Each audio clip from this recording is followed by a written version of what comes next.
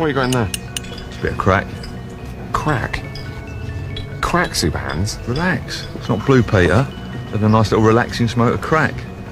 Tell you what, that crack is really Moorish.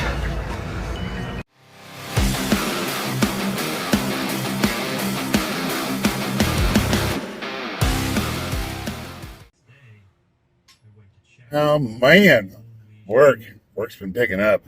I've had to start at 4 in the morning, so I've been thrown out of my routine. I actually have to do my job. Man, it's great. I love it. I really do. I love my job, and I think I love it a little bit too much because today, for the first time since I started working for this company, I had a day where I didn't love it at all.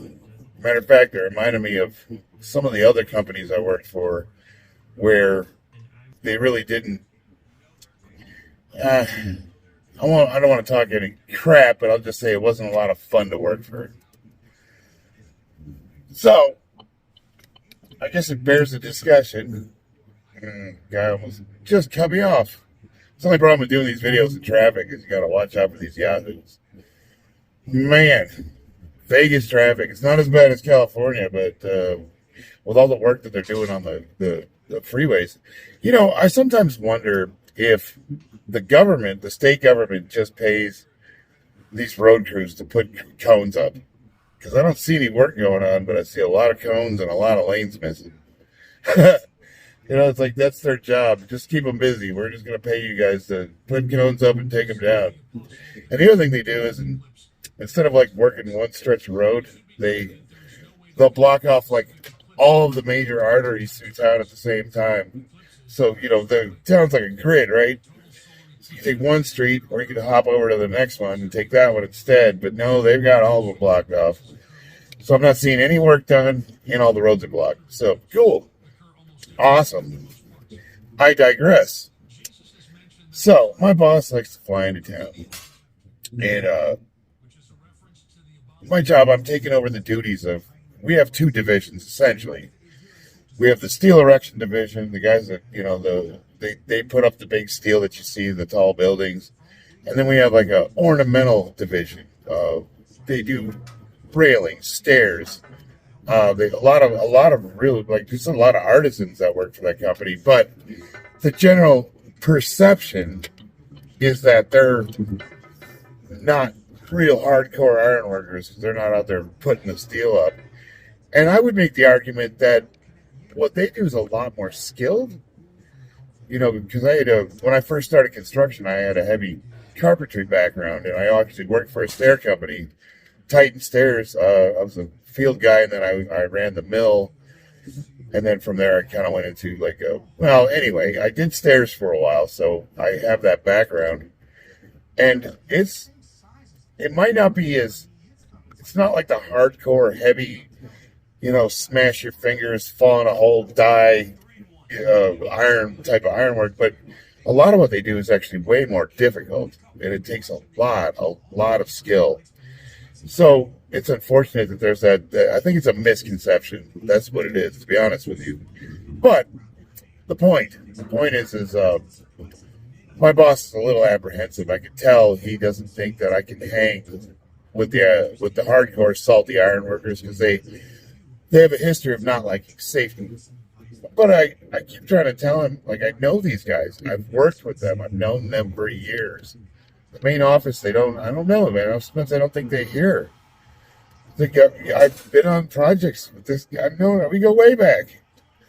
So, but they do things a little different.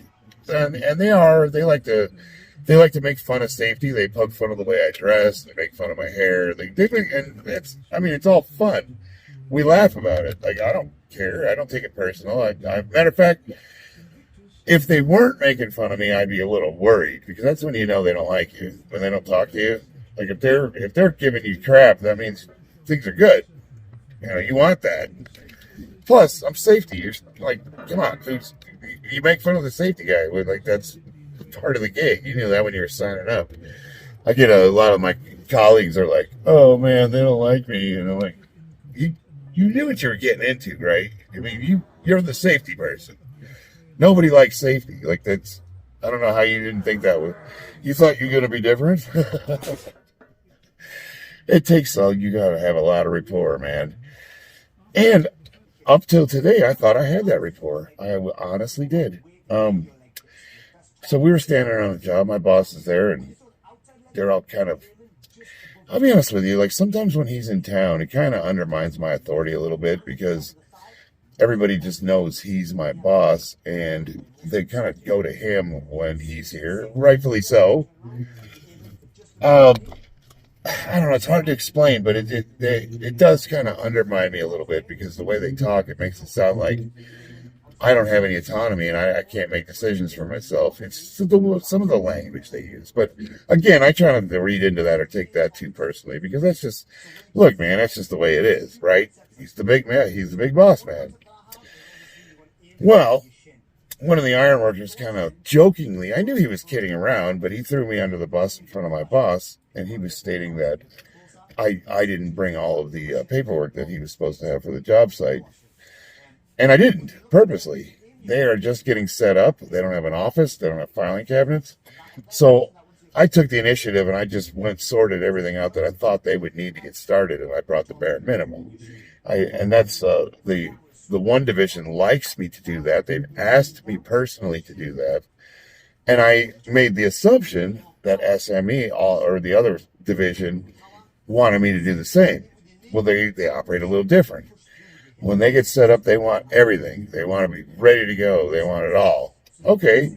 Well, that's easy. That's a fix. I have it all. It's all in my office. I just go pick it up and bring it down. Problem solved, right?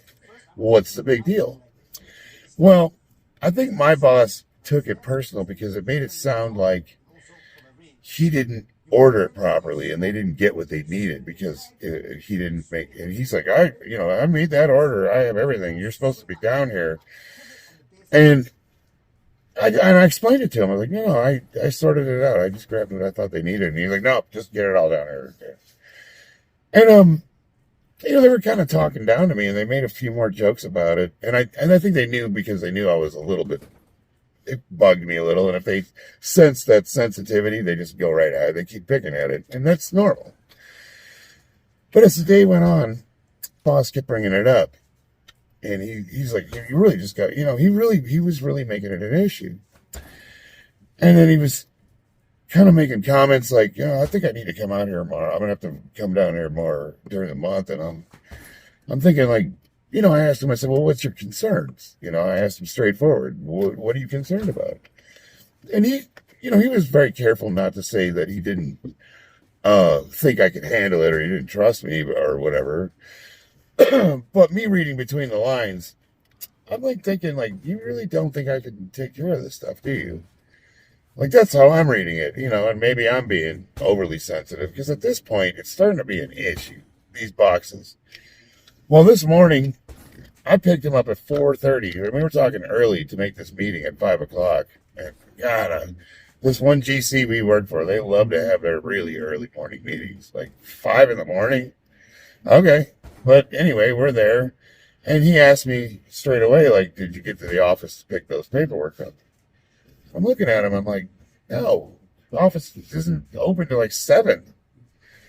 But again, like, why is this an issue? They're not even starting for 2 weeks. They don't need it.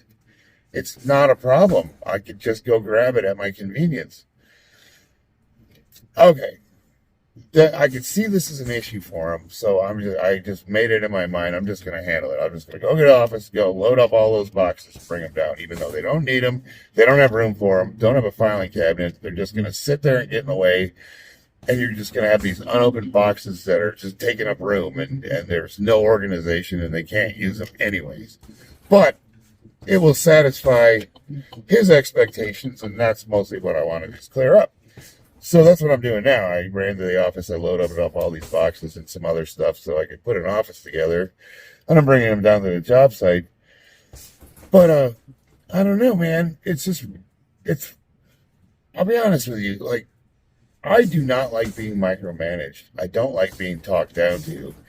I don't like it when people, I feel like, treat me, I'm going to be 50 this year, and you're treating me Like, you hired me to do a job. I am your area, Las Vegas. I run all the jobs in Las Vegas. And you're going to micromanage me over paperwork that I have. By the way, it's not missing. It's all organized. It's all on my desk. It's all ready to go. I just need to go get it and bring it. Like, they don't even need it. Again, I can't even overstate this. They don't need it. They're not actually starting. They're just getting set up. I don't understand. I don't understand why. I think, this is my sense. Again, I think he took it personal because I think he thinks that they were assuming that he made the mistake and didn't fill out their order properly, because this company is used to doing things a certain way, and this is my first time working with that division. It's actually not. It's my first time starting the job with them. I've actually worked with them plenty of times, and I haven't had any issues, and I don't anticipate any issues. But it's like this thing has turned into a huge ordeal, and it's really bugging me, man. I don't want to make more of it than it is, and my rule is like, look, don't ever let them see you sweat. Don't ever let them think that you're bothered. Keep your calm, cool, professional demeanor, assertive, all that. But here's the question I have for you guys. Should I, in this instance, because what I'm tempted to do is I'm tempted to honestly just straight up tell these guys, like, look, I don't appreciate this. I don't appreciate you treating me like a child. And, it's just like, this is nonsense. Or do I play it cool and just pretend it's not an issue? Like, just nothing it. Move forward, no, don't make any deal out of it at all. Like, what's the correct answer? Because, like, I could see that moving forward, like, here's my thought, is like, this could potentially go one of two ways. I'm going to bring the paperwork. It won't ever be brought up again. No problem. Why make it an issue? Or am I nipping something in the bud? Like, because I'm seeing that he's a little neurotic and he has trust issues. And I don't think that deep down inside, he doesn't, him and I have not had the pleasure of working together like I have with all these other guys. He doesn't know that Vegas is the way we do construction. You see the same people on the same jobs over and over again. It doesn't matter what company you work for. We all move around. It's a small world, and we go back 20 years. It's longer than 15 years. He doesn't know that. Even though when I walk on a job site and I say hi to every single person we walk by, no matter what trade, I'm like, hey, what's up, man? And hog it up, brother. They see that, and then they ask me things like, well, have you ever worked with carpenters before? And I'm looking at them like, have you read my resume? Like, did you even read that thing? This is how you talk to union people. You gotta, like, approach them a certain way. No, you don't. I'm friends with these guys. You just talk to them like men.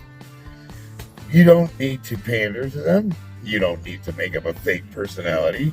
You don't need to grease them up.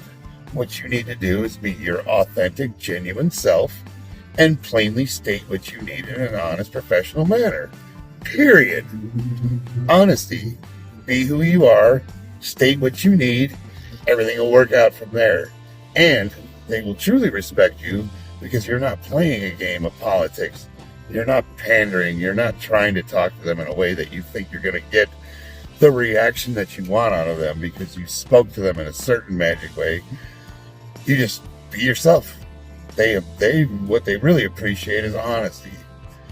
And if they sense there's no ulterior motive behind what your speech, your actions, you're going to receive the same thing in kind. And that's the outcome that you want. I don't know. What do you guys think? This has been tearing me up a little bit, and it's so stupid. It's over paperwork, like this inspection forms and things of that nature that you have to fill out. I handle all of that. Am I making a lot out of nothing, or is this is something you think I should handle? It's really been bothering me. I lost sleep over this. Again, I've had a job. I love this job. I'm passionate about it. I love going to work. And today was the first day since I started where I'm like, man, I don't know. If it's going to be like this, I have other options. You know what I mean? But, I don't want to be, maybe I'm just overreacting. That's very possible. Because, underneath it all, I'm a pretty sensitive fella. I don't harbor resentment. I don't hold on to things for a long time. But my initial reaction is like, yeah, man. I mean, like, I'm a man, Like, I just don't appreciate the games. I don't appreciate the passive aggressiveness. I don't appreciate being treated like a kid. None of that, but who does, right? I don't know. You guys let me know what you think. I'm looking for honest opinions on this one because, like I said, I'm split between just like not doing anything and just pretending it didn't happen and laughing it off, or being really assertive and nipping it in the bud before it becomes a problem. Those are my two options. Both of them have potential negative outcomes, but I don't know. What do you guys think? Anyway, if you like my little anecdotes, give me a subscription, subscribe. I'll keep them coming. If you think I'm annoying and you want me to shut up, hey, there, you got the comment section, baby. All right. I love you guys. I will see you on the battlefield.